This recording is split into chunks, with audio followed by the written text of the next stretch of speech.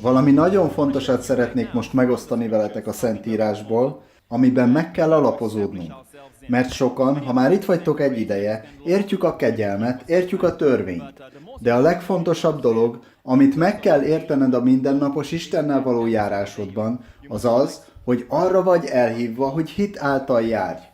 Az első, amit reggel, fölkelés után meg kell tenned, hogy megkérded magadtól, miben hiszek a mai nappal kapcsolatban. Mit hiszek? Ha úgy ébredsz, hogy tünetek vannak a testedben, akkor miben hiszel? Nagyon figyeljetek! Nem arra vagy elhívva, hogy engedelmesség által élj. Arra vagy elhívva, hogy hit által élj. Akkor mi az engedelmesség ellen vagyunk? Nem. Az Istennek való engedelmesség nem a keresztény élet gyökere, hanem a keresztény élet gyümölcse. Ha olyan embert látsz, aki hit által él, az az ember engedelmes is. Engedelmes Istennek. Úgy értem, hogy olyan életet él, ami Isten dicsőíti. De ne az engedelmességre összpontosítsunk. Sokan, amikor fölkelnek, ezt mondják. Nem Istent követtem? Miért érzem magam ilyen pocsékul? Miért vannak ilyen tüneteim? Az engedelmességükre néznek, vagy az engedelmességük hiányára. Minden reggel ezt kell kérdezned magadtól. Miben hiszek ma? Mert mi arra vagyunk elhívva, hogy hit által éljünk. Ritkán adok címet az üzeneteimnek, a cím mindig később jön, de a mai üzenetemnek már van címe. A hit fölülmúlja a törvényt. A hit fölülmúlja a törvényt.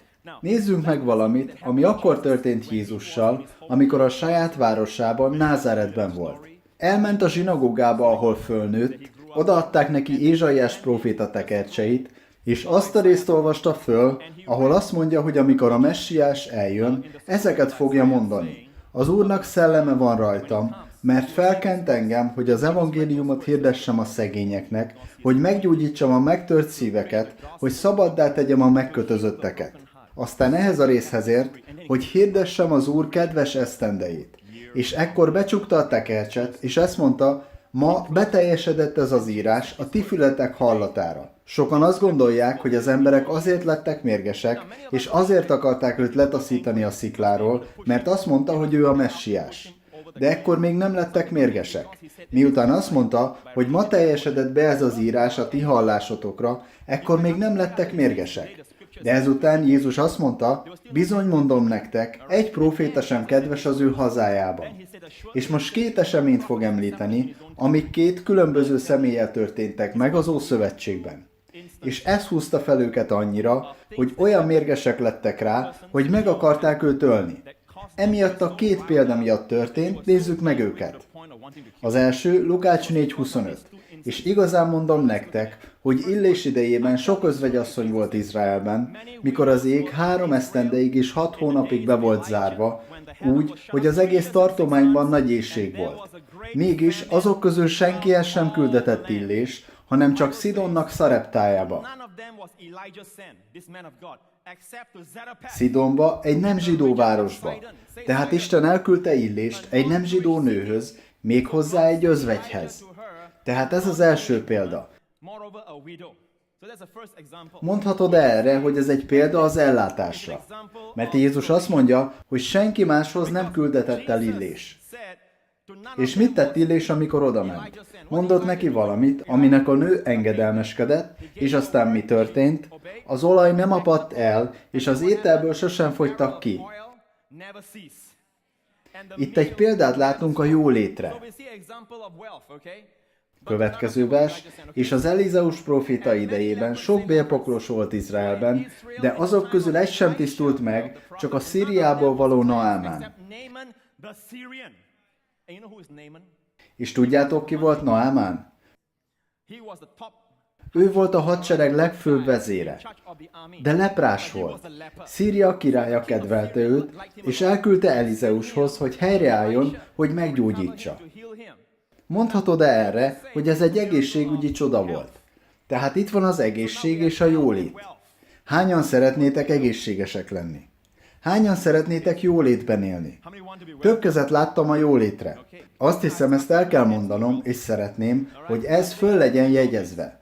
Ha az evangélium nem is eredményezne egészséget és jólétet, akkor is szeretném Jézust, mert ő előbb szeretett engem. Ez van a szívemben. Rendben? De hazudnék, alantas lennék, és selejtes prédikátora lennék az evangéliumnak, ha azt mondanám, hogy nincs benne az egészség és a jólét. Mert a Szentírás tele van azzal, hogy amikor a Messiás eljött, elment gyógyítani, egészséget adni. Megsokasította a kenyereket és a halakat. Jólétet adott. És Jézus Krisztus ugyanaz tegnap, ma és mindörökké. De még ha nem is volt egészség és jólét, akkor is őt szolgálnám. Most ezt nézzétek, Isten ezt mondja. Galata 3:29. Ha pedig Krisztuséi vagytok, tehát az Ábrahám magva vagytok, és ígéret szerint örökösök. Ha Jézus Krisztushoz tartozol, akkor örökös vagy, és Ábrahám magva. És Isten azt ígérte Ábrahámnak, a te magodban minden nemzet áldott lesz. Ez a mag Krisztus. Ha egyszer Krisztusban vagy, akkor Krisztushoz tartozol, Ábrahám magva vagy. Most nézzük a 4. fejezet első versét. Ez mind egy gondolatsor, így látjátok, hogy a 3. fejezet utolsó verse kapcsolódik a 4. fejezet első verséhez. Mondom pedig, hogy ameddig az örökös kiskorú semmiben sem különbözik a szolgától, jól lehet ura mindennek. Mondjuk, hogy egy milliárdos gyermeke még csak 4 éves. Képes-e ez a kisgyermek családi ügyeket kezelni? Vezetheti-e az apja üzleteit? Vezetheti az apja Maseratiát vagy Lamborghiniét? Rábízhatod a kulcsokat? Tehát, ameddig kisgyermek, míg ha ő is a mag és az örökös, és most nagyon-nagyon figyeljetek, ez meg fogja nekünk magyarázni, hogy miért nem látjuk a jogos örökségünket, beleértve az egészséget és a jólétet. Az örökségünk sokkal több, mint az egészség és a jólét, de ne kérjünk elnézést az egészségért és a jólétért. Ezek beletartoznak, oké? És ez itt meg fogja magyarázni, hogy akkor miért nem látjuk ezeket megtörténni. Azért, mert az egyház még mindig kisgyermeki korban van. És most az egyházról beszélek, de nézzük, mi történik itt. Azt mondja, ameddig az örökös kiskorú semmiben sem különbözik a szolgától. Látod? Ha kisgyermek vagy, olyan vagy, mint egy szolga. Mert a szolga nem vezetheti a Lamborghinit, ugyanígy a kisgyermek sem. A szolga nem viheti az apa üzleti ügyeit, ugyanígy a kisgyermek sem. Tehát nem különbözik a szolgától, míg ha ő is a jogos örökös, hanem a gyermek gyámok és gondviselők alatt van az atyától rendelt ideig. Tartsd észben azt, hogy az atyától rendelt ideig. Azonképpen mi is, kik azok a mi? Mikor kiskorúak voltunk, a világ elemei alá voltunk vettetve szolgaként. Vedd észre, hogy itt már nem azt mondja a galatáknak, hogy ti, azt mondja mi. Kikről beszél itt? A zsidókról. Mi, a zsidók, a törvény alatt voltunk. A világ elemei alá voltunk vettetve szolgaként. Értitek? Következő sor, mikor pedig eljött az időnek teljessége. Ez az atyától rendelt idő. Kibocsátotta Isten az ő fiát, aki asszonytól lett, aki törvény alatt lett. Hogy a törvény alatt levőket megváltsa, hogy elnyerjük a fiúságot. A fiúság szó itt a huios. Ez azt jelenti, hogy felnőtt fiú. El szeretném mondani neked, hogy abban a pillanatban, hogy újjászülettél, felnőtt fiú vagy. Izrael kisgyermek volt a törvény alatt, de amikor eljött Jézus, behozta őket a fiúságba. Ha hisznek, igaz? És mi, akik hittünk, most felnőtt fiak vagyunk, egy fiú teljes jogaival és minden kiváltságával rendelkezünk. És ezért a hit felülmúlja a törvényt.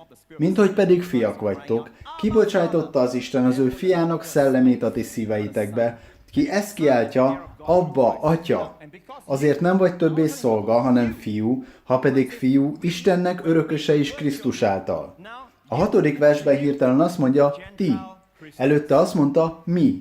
Amikor mi kiskorúak voltunk. Most azt mondja, most ti. Kikről beszél itt? Pogány keresztényekről. Itt pogányokból lett hívőköz beszél. Látjátok, amikor a Bibliát olvassuk, érzékenyeknek kell lennünk arra, hogy felismerjük, kikre utal éppen. Kik voltak a törvény alatt? A pogányok? Nem, ők sosem voltak a törvény alatt. A zsidók voltak a törvény alatt. De itt már azt mondja, ti. Tehát a pogányok is belettek hozva Isten családjába. Tehát amikor Jézus elmondta ezt a 2 példát az otthonában, nagyon mérgesek lettek. Mérgesek lettek, mert azt gondolták, hogy nekik kizárólagos jogaik vannak Isten áldásaihoz. Hadd mondjak el valamit. Közülünk a legméltatlanabb kapja Isten legjobbját. Figyeljetek, most a hitről és az engedelmességről beszélünk. Úgy értem, hogy a törvénynek való engedelmességről. Miért van az ma, hogy például amikor a gyógyulás jön, az emberek megállnak és megkérdezik Istentől: mit csináltam rosszul? Hol rontottam el? Mutasd meg, hol vétkeztem, hogy meg tudjam neked vallani. Miért csináljuk ezt? Mert még mindig a törvénynek való engedelmességünk által próbáljuk megszerezni az egészséget és a jólétet. Amikor reggel fölkelsz, ahelyett, hogy azt kérdeznéd, miben hiszek, ezt mondod: hát ma nem érzem valami jól magam. Vétkeztem? Talán valami rosszat tettem. Ez esetben nagyon világosan látszik, hogy még mindig a törvény alatt vagy. Halljátok, emberek? Szeretnék megmutatni valamit a hittel és a törvénnyel kapcsolatban. Nézzük újra a Galata levelet. Akik hitből valók, áldottak a hívő Ábrahámmal. Akik miből valók? Hitből. Következő sor, mert akik törvény cselekedeteiből vannak. Itt ez a hit ellentéte. Mert akik törvény cselekedeteiből vannak, átok alatt vannak. Itt az akik vannak kifejezés jelen időben van. Szörnyű gondolat, mert ez azt jelenti, hogy vannak átok alatt lévő keresztények. És miért vannak átok alatt? Azért, mert próbálják megtartani a törvényt az engedelmességük által. Erre te azt mondod, Prince Pastor, te azt mondod, hogy az engedelmesség nem fontos. Figyelj arra, amit mondok. Azt mondom, hogy az igaz ember hit által él, és nem a törvény által. Másként mondva, nem engedelmesség által él, hanem a helyes hite által. Olvassunk tovább. Hogy pedig a törvény által senki sem igazul meg Isten előtt, nyilvánvaló, mert az igaz ember hitből él. Ez mit jelent? Azáltal él, hogy hisz. Mondjuk, hogy reggel fölébredsz, fáj valamid, de te ezt mondod: köszönöm, atyám, hogy Jézus sebei által meggyógyultam. Ámen. Figyelj, a hit nem azt jelenti, hogy addig mondasz valamit, hogy az meg fog történni. Nem. A hit azt jelenti, hogy Isten valóságával megegyezően beszélsz. Amikor Isten a valóságot nézi, az ő szemei úgy látnak, mint senki másé. Tudtad-e azt, hogy mi Isten szemeiben Krisztussal együtt megfeszítettünk, és meghaltunk Krisztussal? Mindaz, ami a régi Ádámból való, a bűnei, a szégyene, a betegségei, mindaz véget ért a kereszten, amikor Jézus azt mondta: elvégeztetett. Krisztusban Isten megelevenített minket Krisztussal, Isten feltámasztott minket Krisztussal, Isten leültetett minket Krisztussal. Tehát többé már nem a régi emberrel, nem Ádámmal azonosulunk. De amikor például fájdalmat érzünk, az igaz az érzékeink számára, igaz tapasztalati szinten, de Isten személynek valósága számára nem igaz. Isten azt mondja: nincs fájdalom, véget ért. Elvégeztetett. És azt akarom, hogy kezd el magadat gyógyultnak nevezni. Azt akarom, hogy kezdj el gyógyultként viselkedni, és nevezd magad gyógyultnak hitáltal. Mi így gondolkodunk. Isten azért akarja, hogy ezt mondjam, mert bár nem valóságos, de így válik valósággá. Nem. Isten ezt mondja: mondd ezt, mert az én szemeimben ez az igazság. Tehát az érzékeiden keresztül megtapasztalva és érezve, a fájdalom valóság. De Isten és a hit számára a fájdalom nincs többé. Értitek? Ez nem keresztény tudomány, ez keresztény józanész. Nézzük a következő sort. A törvény pedig nincs hitből. Tehát, ha te engedelmesség által élsz, azaz ha bármelyik Istentől jövő áldással kapcsolatban mindig az engedelmességedre, vagy annak a hiányára koncentrálsz. Megismétlem, ha te az engedelmességed vagy az engedetlenséged alapján gondolod azt, hogy valamit elfogadhatsz-e Istentől, akkor a törvény alatt vagy. Viszont ha a hitedre nézel, és nem lehetsz a törvény alatt, miközben hitben működsz. Nem tudsz, mert a törvény nincs hitből. Azt mondja, a törvény nincs hitből. És talán Naamán azért fogadhatta el a gyógyulást, mert sohasem volt a törvény alatt. Nem annak volt tudatában, hogy miben engedelmeskedett és miben nem, mert nem ismerte a törvényt. Szíriai volt. És mi van a száreptai pogánynővel? Ő sem ismerte a törvényt, és a hite működött. Hadd mondjam még el azt, hogy a hitednek a megfelelő személyben kell lennie. Elmehetsz mondjuk a sebészetre, de ha a sebész még nem is sebész, hanem csak egy tanuló, aki már szeretné elvégezni az első műtétjét, mondjuk, hogy elkábította a valódi sebészt a másik szobában, és fölvette a ruháit. A filmekben mindig ilyesmik történnek. És most ő akar megműteni. Ha te úgy mész be, hogy azt mondod: hiszem, hogy a műtét sikeres lesz, Nem érdekel, hogy mennyire hiszed ezt, ez nem egy igazi sebész, véged van. Tehát a hit nem működik, hanem a megfelelő személyben van. Tehát a hitednek a megfelelő személyben, a mindenestől szeretett Jézus Krisztusban kell lennie. Ha a hited benne van, akkor a hitednek szilárd, rendíthetetlen alapja van. És hadd fejezzem be azzal, hogy elmondom, hogy mindez már ki lett fizetve. Újra és újra elmondjuk, hogy az egészség és a jólét is ki van fizetve. A Biblia azt mondja a Máté 27-ben.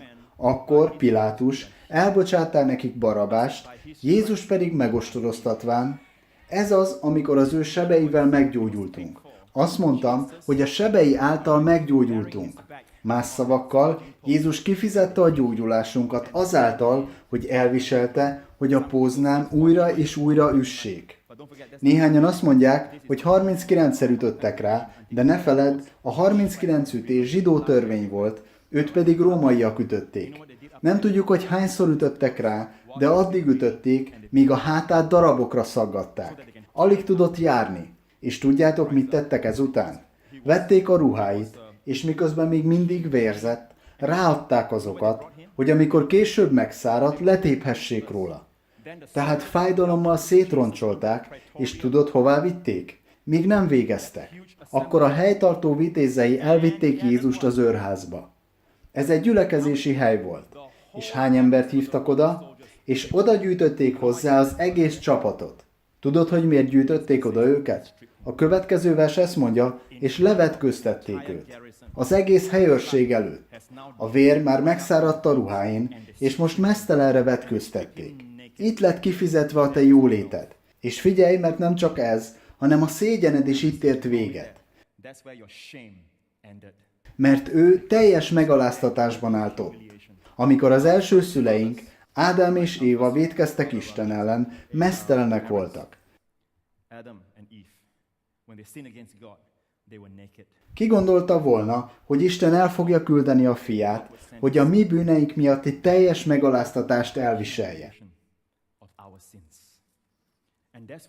És ma ezért nem kell többé szégyenkezned. Ne engedd meg senkinek, hogy szégyent éreztessen veled. Ne szégyenkezz még a jólét és az egészség miatt se. Csak mondd ezt azoknak, akik nem értenek veled egyet. Mindegy, már mondtam Istennek, hogy amit te nem akarsz, azt adja át nekem. Ne aggódj, majd én enyhítek a terheden. Mindazzal kapcsolatban, amiben te nem hiszel, mondtam Istennek, nem baj, atyám, vedd az ő részüket is, és add nekem. Ámen. Isten nem fogja rád erőszakolni az áldásait. De tudd, hogy ki lett fizetve. És amikor ő teljesen meztelen volt, Isten ekkor öltöztetett föl téged és engem a megigazultság köntösével. És mindeközben körbenézett, az egyetlen, aki nem volt mérges, a mindenestől szeretett, aki mindig azt keresi, hogy kinek töltheti be a szükségeit. Péterre nézett, aki megtagadta őt átkozódva és esküdözve, ránézett, és a nézése ezt mondta, megbocsájtok Péter. És Péter összetört.